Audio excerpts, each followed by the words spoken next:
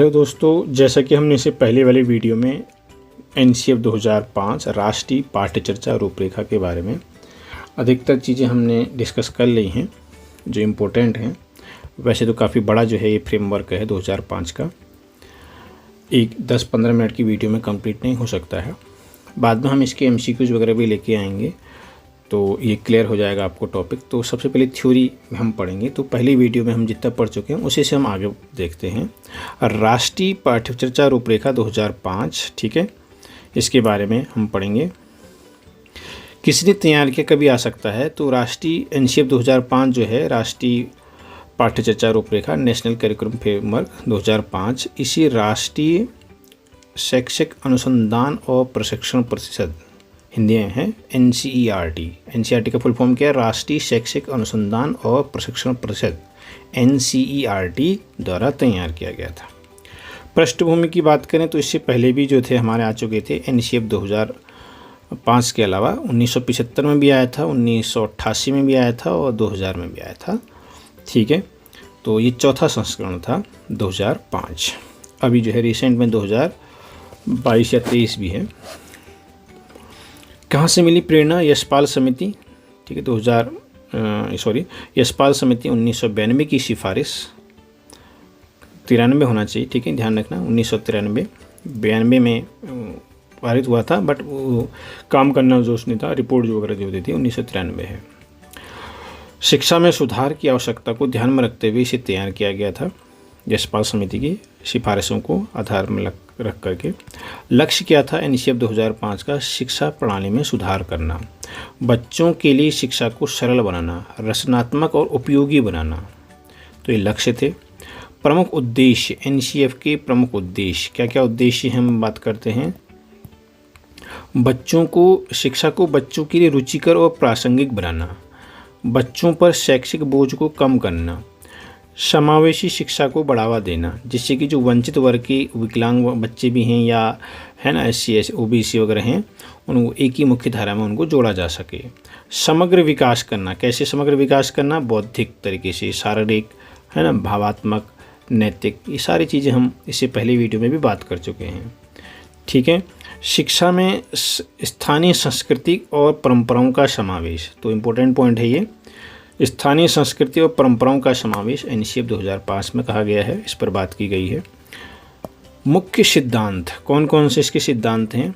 मार्गदर्शक सिद्धांत मैंने आपको बताए थे इससे पहले वीडियो में, तो वो 5 मार्गदर्शक सिद्धांत तो जरूर पढ़िएगा।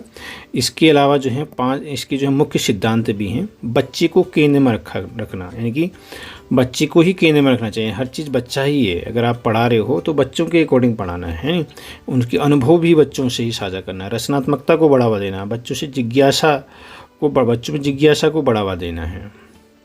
सीखने के अनुभव, रटने का माध्यम नहीं होना चाहिए शिक्षा में, ठीक है, अनुभव आधारित होना चाहिए, व्यवहारिक होना चाहिए, इस पर बात कही गई है। तो ये मुख्य सिद्धांत हैं। शिक्षा में समानता होनी चाहिए, यानी कि सभी बच्चों को, चाहे वो किसी भी सामाजिक, आर्थिक, भौगोलिक पृष्ठभूमि के हों, सभी को शिक्षा में समान अवसर दिए जाने चाहिए। शिक्षा स्थानीय और वैश्विक दृष्टिकोण, पाठ्यक्रम में स्थानीय समस्याओं को, ठीक है, का समावेश होना चाहिए और वैश्विक मुद्दों का भी समावेश होना चाहिए। विज्ञान और प्रौद्योगिकी की बात इसमें कही गई है। शिक्षा में आधुनिक तकनीकों और विज्ञान का समावेश होना चाहिए। एनसीएफ के मुख्य घटक कौन कौन से घटक हैं?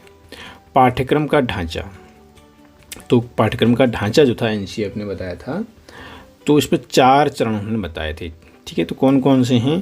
प्राथमिक शिक्षा 1 से 5 तक होनी चाहिए, माध्यमिक शिक्षा 6 से 8 की, उच्चतर माध्यमिक शिक्षा 9-10 और सीनियर सेकेंडरी कक्षा 11 और 12। तो जो आपका प्राथमिक शिक्षा है उसमें क्या था? बच्चे की भाषा और सोचने की क्षमता को बढ़ाना था, ठीक है, उसकी भाषा को, यानी कि बोल सके वो थोड़ा सा, और सोचने की क्षमता, वो सोच भी सके।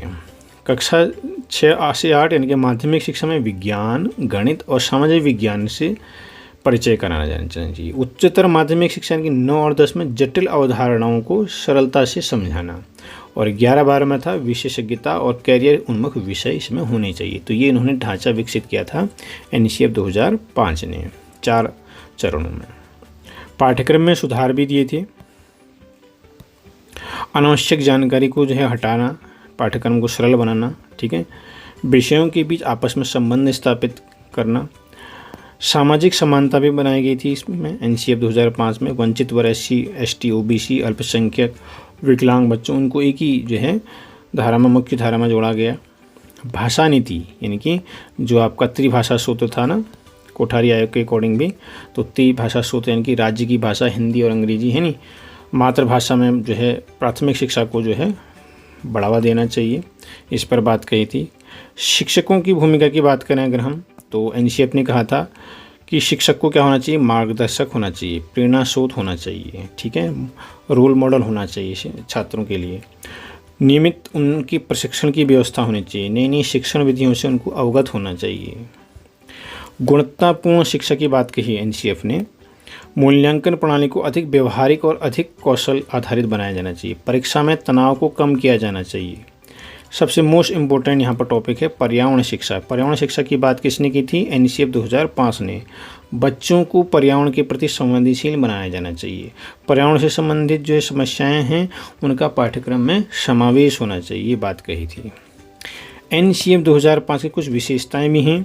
सीखने में सरलता, क्या विशेषता है एनसीएफ 2005 की? विशेषता सीखने में सरल है, यानी कि बच्चों के लिए जो पाठ्यक्रम है रोचक बनाया गया, उनमें जिज्ञासा उत्पन्न करने वाला बनाया गया था।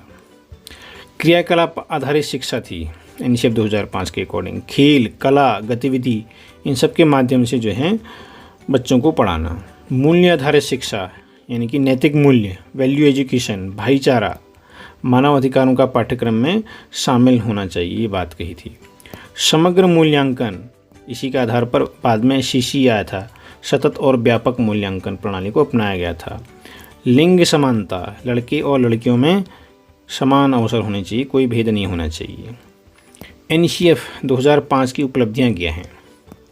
इसकी उपलब्धि ये है कि पाठ्यक्रम में बच्चों का बोझ कम हुआ, शिक्षण विधियों में सुधार हुआ, मूल्यांकन प्रक्रिया को अधिक समावेशी और व्यवहारिक बनाया गया, वंचित वर्ग और विकलांग बच्चों की शिक्षा में विशेष ध्यान दिया गया।